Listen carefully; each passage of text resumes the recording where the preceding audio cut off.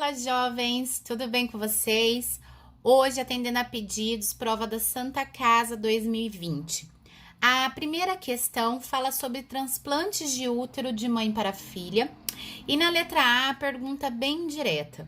Uma mulher menstrua desde que não tenha problemas hormonais ou no útero. Qual tecido uterino é eliminado durante a menstruação? E o que acontece com a musculatura uterina quando ocorrem as cólicas?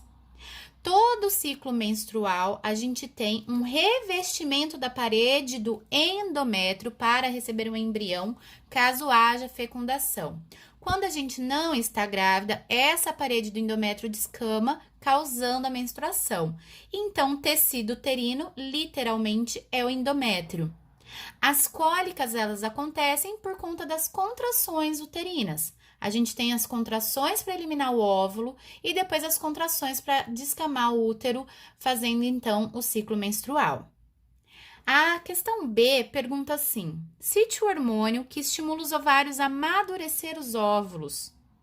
E por que o transplante de órgãos, neste caso, o útero, entre mãe e filha, muitas vezes apresenta maior viabilidade que o transporte entre mulheres não aparentadas? O hormônio que estimula os ovários a amadurecer é o FSH, que é o hormônio hipofisiário, conhecido como hormônio folículo estimulante. Ele vai estimular vários folículos, mais ou menos uns 20 a cada ciclo menstrual, para liberar então o óvulo. Por que eu coloquei entre aspas? Porque na verdade a gente libera o ovócito, que após a fecundação se transforma em óvulo, tá?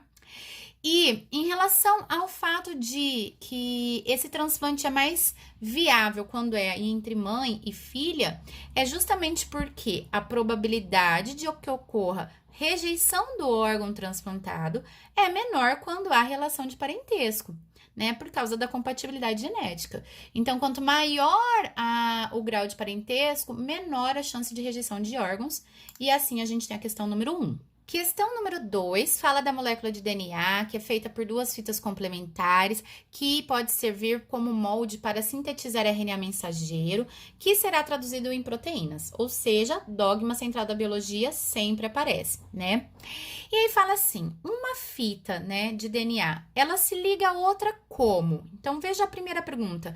Qual tipo de ligação química ocorre entre as bases nitrogenadas, permitindo a complementariedade entre elas?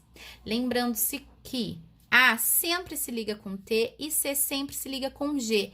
E a gente simboliza essa ligação com esses risquinhos que indicam para a gente as pontes de hidrogênio. 2 pontes entre adenina e timina e 3 pontes de hidrogênio entre citosina e guanina, tá? Então, a primeira pergunta, as bases são ligadas por pontes de hidrogênio, apenas. Segunda pergunta, caso um segmento de DNA seja 3 linha, ATA, CTC 5 linha, qual será a sua fita complementar? Então, até eu fiz esqueminha aqui do lado, vocês podem desenhar na prova de vocês para não ter erro. Eu sempre dou a dica de vocês separarem, né, as trincas para não confundir, não ter chance mesmo de trocar alguma base nitrogenada e fazer a complementariedade errada. Então, onde eu tenho o ATA, eu vou ter TAT. Onde eu tenho CTC, GAG. Portanto, qual será a sua fita complementar? A fita complementar formada será 5 linha, TAT, GAG, 3 linhas, tá? É importante colocar nesse formato, indicando 5 linhas, 3 linhas, pois o exercício, ele deu esse formato pra gente na consigna, ok? Já na questão B, fala assim: os polirribossomos sintetizam proteínas com o mesmo número, tipo e sequência de aminoácidos. Porque a sequência de aminoácidos é sempre igual após a tradução de uma mesma molécula de RNA mensageiro? E o que existe na molécula de RNA mensageiro que indica o término da síntese proteica? Então, só para lembrar, polirribossomos são vários ribossomos inseridos em um mesmo RNA mensageiro, codificando uma mesma proteína, tá? Então, nesse sentido, vão fazendo a leitura aqui, fazendo a tradução e a proteína é formada. Na primeira pergunta, diz assim: por que vários ribossomos passando nesse RNA mensageiro codificam a mesma proteína? Horas, primeira coisa, o código genético é universal. Outra coisa, os ribossomos, eles fazem a leitura do RNA mensageiro sempre no mesmo sentido. Então, se eles iniciaram a tradução neste ponto, eles sempre iniciarão neste ponto. Não vai vir um ribossomo e, de repente, começar a tradução aqui e outro começar aqui. Isso porque, gente, existem códons de inicialização e códons de terminalização dessa proteína que será produzida. Então, vejam a segunda pergunta. O que existe na molécula de RNA mensageiro que indica o término da síntese proteica? Existem códons de sinalização que faz com que essa proteína pare de ser produzida, tá? É o que a gente chama de stop códons. Eles indicam o término da proteína. Até eu comecei a colocar o A ou a G aqui e risquei. O A ou G é o códon de inicialização, tá? Os códons de terminalização é o AA, o GA e o AG.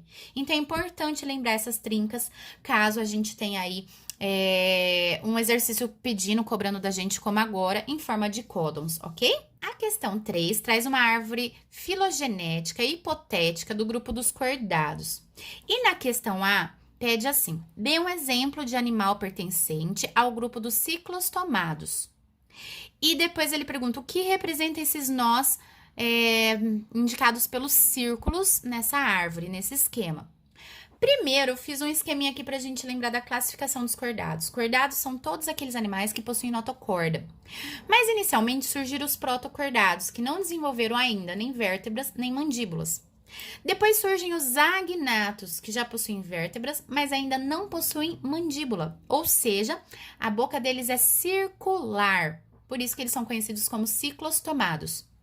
Depois, ao longo da evolução, surgiram os peixes com mandíbula, e aí deram origem ao grupo que a gente chama de gnatostomados, que são os animais tomados de mandíbula, tá?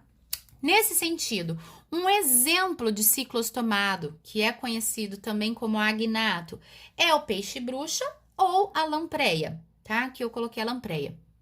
Segunda pergunta, o que representam esses nós ao longo do esquema? Os nós são pontos, gente, de divergência evolutiva, ou seja, eu tenho um ancestral em comum aqui, que em um dado local evoluiu graças a mudanças, né, no seu perfil, na sua convivência, na sua anatomia, diferentemente dessa outra linhagem. Então, todos os nós, eles indicam pra gente pontos de divergência, ou seja, eles representam pontos de divergência evolutiva, eventos que diferenciam os ancestrais comuns das novas linhagens. São eventos de cladogênese, ok? Questão B. Qual número indica o surgimento da mandíbula? Com base no esquema que eu falei para vocês, o surgimento da mandíbula surge pós os agnatos, pós os ciclostomados. Então, surgem 2. Qual foi a principal vantagem adaptativa do surgimento da mandíbula para os animais? Gente, agora eles têm uma boca que é abocanha, firme. Eles conseguem pegar as suas presas com mais eficácia e também se defender melhor do que os outros. Portanto, a mandíbula trouxe maior vantagem na captura de presas, assim como na defesa do animal. Questão 4 fala sobre líquens e as perguntas são bem diretas. Primeira, cite os polissacarídeos de reserva encontradas em fungos e em algas. Polissacarídeos são carboidratos de cadeia longa e a reserva energética das algas, assim como as plantas, é o amido. A reserva energética dos fungos, assim como os animais, é o glicogênio. Questão B. Explique por que um líquen pode ser drasticamente afetado se for mantido por um longo período no escuro. Ora, se há uma associação mutualítica entre algas e fungos, a alga faz fotossíntese. E quando elas fazem fotossíntese, elas produzem os açúcares, os glicídios que nutrem o líquen como um todo. Logo, a falta de luz compromete a sobrevivência desses seres. Questão 5 fala sobre tipos de fibras musculares. Eu já vi muitas questões envolvendo essa temática, tá? O exercício fala pra gente que a fibra do tipo 1 possui várias mitocôndrias, maior irrigação sanguínea e maior quantidade de mioglobina. Já as fibras do tipo 2 possuem poucas mitocôndrias, pouca mioglobina. E aí eu coloquei aqui para vocês lembrarem, mioglobina é uma proteína presente nos miócitos. Miócitos são as células musculares. E elas têm afinidade com o oxigênio. Então, para os músculos que têm uma alta atividade metabólica, é muito vantajoso ter mioglobina armazenada. Mas nem todos os músculos têm a mesma quantidade de mioglobina. É isso que está trazendo o exercício e isso que classifica as fibras. Então, vejam que a questão A, ela é justamente sobre essa ideia. A classificação do tipo de fibra está relacionada a qual proteína muscular? Mioglobina. Qual é a importância da mioglobina para a fisiologia da fibra muscular? Horas. Se essa proteína ela tem afinidade com o oxigênio, portanto, ela mantém o suprimento do oxigênio nos músculos, né? Necessário para alta atividade metabólica e alta produção de ATP durante um exercício físico, durante a contração dessas fibras desse músculo, tá? Mas a gente ainda pode fazer a relação diferenciando os dois tipos de fibra de acordo com o que ele deu pra gente na consigna. Então vejam que aqui eu listei tudo que ele falou pra gente lá em cima. A fibra tipo 1 tem várias mitocôndrias, tem mais irrigação sanguínea, tem mais mioglobina. A fibra tipo 2, pouca mitocôndria, baixa irrigação sanguínea, baixa mioglobina. O que a gente já entende aqui? Que a fibra tipo 1, ela vai conseguir produzir mais ATP. Porque ela tem muita mitocôndria, ela tem muita irrigação sanguínea, ela tem oxigênio chegando ali toda hora, ela tem glicose chegando ali toda hora. E além disso, ela tem muita mioglobina que armazena oxigênio para auxiliar na respiração celular. Diferentemente de uma fibra tipo 2, gente. Se ela tem pouca mitocôndria, pouca irrigação sanguínea, pouca glicose, pouco oxigênio, ela vai produzir pouco ATP. Com isso, ela consegue fermentar mais facilmente. E se a gente fermenta, a gente tem exercícios de explosão. A gente consegue ter alta contração, rápida, eficiente. Só que nós sabemos que a fermentação que acontece aqui é a fermentação lática, que produz ácido lático, que é tóxico para as fibras, para o músculo, e isso causa cãibra, isso causa fadiga. Então, com toda essa revisão, lembrando disso, olha a questão B. Qual desses indivíduos deve ser um velocista, corredor de 100 metros?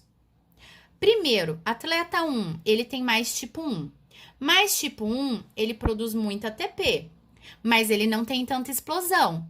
Então, esse atleta tipo 1, ele seria um cara que correria uma corrida de 21 quilômetros, tá? Por exemplo. Então, ele consegue manter por mais tempo o exercício físico. O atleta 2, tanto faz, tá vendo? Porque ele tem as mesmas quantidades de fibras aqui. Já o atleta 3, ele tem mais fibra do tipo 2, ou seja, ele é esse cara aqui. Ele é o cara que vai ter explosão, que ele vai fazer fermentação, mas que ele vai fadigar rápido. Então, ele não consegue correr uma maratona de 21 quilômetros como o atleta 1 consegue. Portanto, qual desses indivíduos deve ser um velocista? Corredor de 100 metros. O atleta 3. Pois ele possui mais fibras tipo 2, que tem alta capacidade de contração. Mas logo essas fibras fadigam, já que acaba realizando a fermentação lática para a produção de ATP. Com isso, eu já respondi a segunda pergunta aqui, tá? Como as fibras musculares desse atleta conseguem formar rapidamente moléculas de ATP? Com a fermentação lática, produzindo, então, ATP bem mais rápido, mas fadigando o músculo, então, consequentemente. A questão 6 fala sobre nitrogênio. Sempre aparecem questões relacionadas ao ciclo do nitrogênio, tá? E aí, vale a pena lembrar, gente, que todos os seres vivos são compostos por chomps. O que isso significa? Que as nossas proteínas, elas são formadas de carbono, hidrogênio, oxigênio, nitrogênio, fósforo e enxofre. E não somente as proteínas, como outras moléculas orgânicas. Então, quando a gente fala de nitrogênio, o nitrogênio, ele é um elemento essencial para o nosso corpo. E ele está constituindo a nossa atmosfera, sendo que 78% mais ou menos dos gases atmosféricos são formados por gás nitrogênio. Mas o fato é que a gente não consegue respirar esse nitrogênio. As nossas hemácias que possuem hemoglobina, que possuem o grupo prostético M, que tem ferro, é capaz de se ligar o ferro se liga ao oxigênio, mas não ao nitrogênio. Então, a questão aqui, ela está contextualizando isso. Como que esse nitrogênio, ele entra no nosso corpo, uma vez que ele está presente na atmosfera, mas as nossas hemácias não conseguem assimilar. Então, vejam só. Primeira pergunta. A. Qual a fórmula química da substância inorgânica nitrogenada encontrada no ar atmosférico? Gás nitrogênio, N2. Na atmosfera encontramos gás nitrogênio.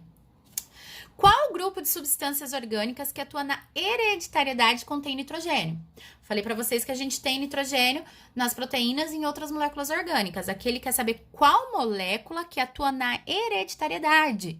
Hereditariedade, ácidos nucleicos, ou seja, DNA e RNA possuem nitrogênio, porque eles possuem bases nitrogenadas. Lembra? As letrinhas ATCG e o U no RNA.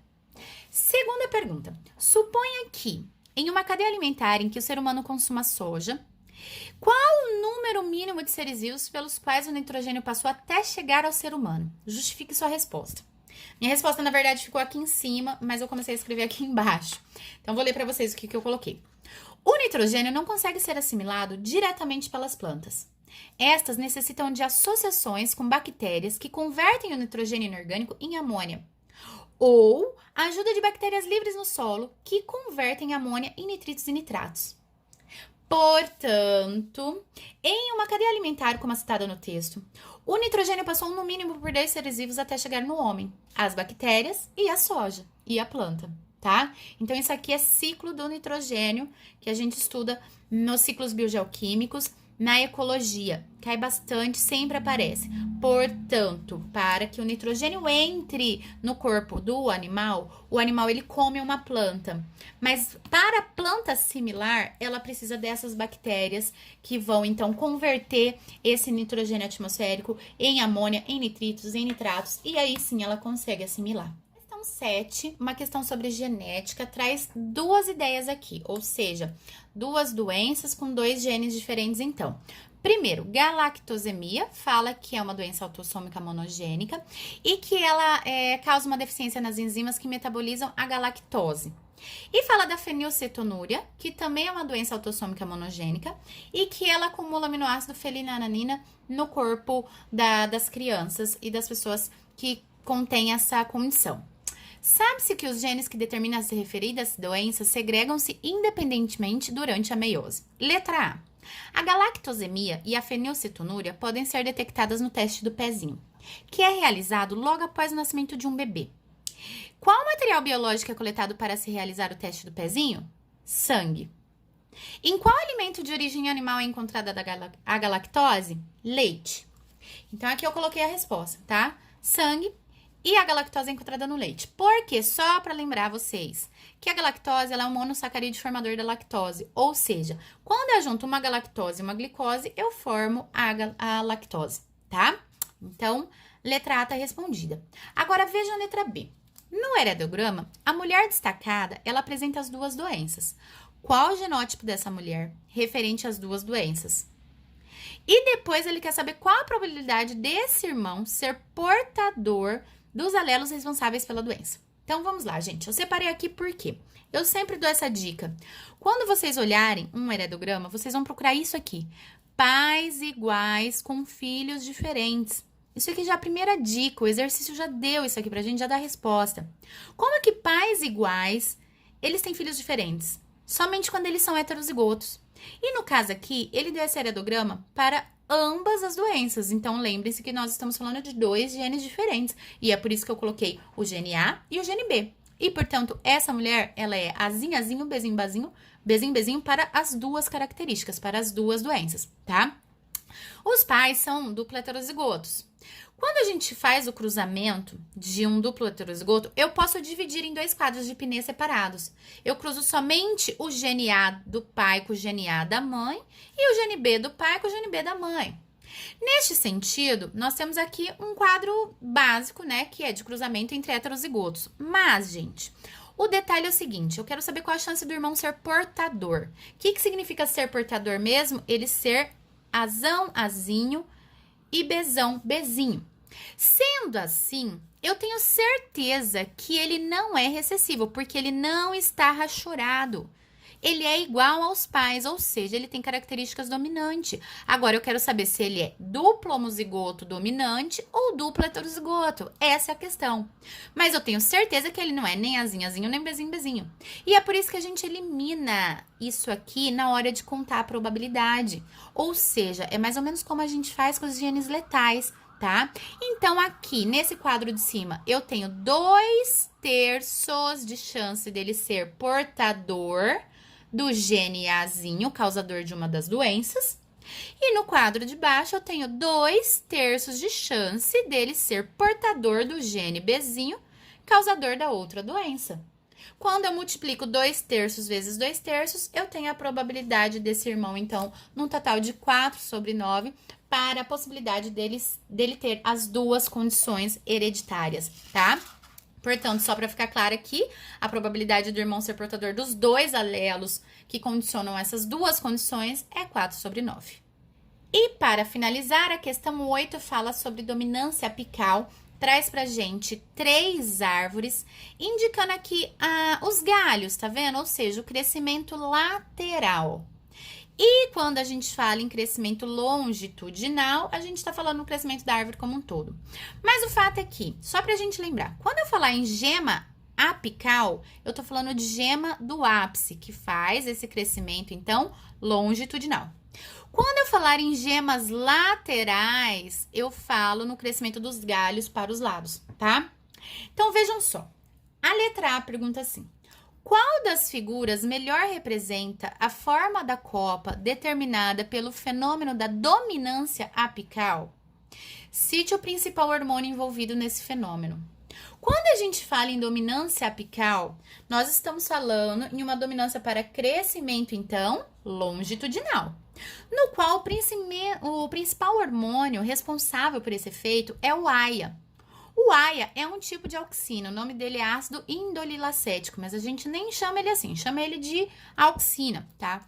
As auxinas nas plantas são hormônios que regulam o crescimento e elas são produzidas na gema apical. Então, aqui, quando ele pergunta pra gente qual das 3 árvores apresenta uma dominância apical, a gente fica com a árvore 3. Por quê, gente? Esse hormônio, ele é produzido pela gema apical, mas ele desce para a planta, pois ele tem que inibir o crescimento das gemas laterais, para que a planta consiga crescer longitudinalmente. Então, o efeito do AIA em uma planta é inibir o crescimento das gemas laterais no ápice e promover, então, o crescimento longitudinal. E é por isso que eu coloquei assim na minha resposta. Copa da árvore 3, pois a maior quantidade do hormônio AIA inibe o crescimento das gemas laterais no ápice, o que está de acordo com esse desenho, uma vez que as gemas laterais estão menores no ápice e maiores na base desta árvore. Já na questão B, ele pergunta assim: qual o efeito da poda na gema apical no crescimento longitudinal do caule? Se eu podar a gema apical aqui, ó, vem aqui e corto o ápice, eu corto a gema apical. Gente, se eu cortar a gema apical, eu vou cortar a produção de ácido indolilacético e vou, então, impedir o crescimento longitudinal. E se o AIA inibe o crescimento lateral, uma vez que eu quebro isso, que eu corto essa gema apical, eu vou ter, então, o crescimento lateral que eu não tinha antes. Então, vejam só, qual o efeito da poda da gema apical no crescimento longitudinal? A poda da gema apical elimina o meristema primário, impedindo o crescimento longitudinal. Isso diminui as concentrações de AIA e possibilita o crescimento das gemas laterais. Já respondi a segunda pergunta. Qual mecanismo explica o desenvolvimento das gemas laterais após a realização da poda? Justamente a diminuição do hormônio AIA. Promove, então, o crescimento das gemas laterais, tá? É isso, próximo vídeo eu vou resolver a prova objetiva da Santa Casa. Espero que vocês tenham gostado, deixe seus comentários aí. Até mais, gente!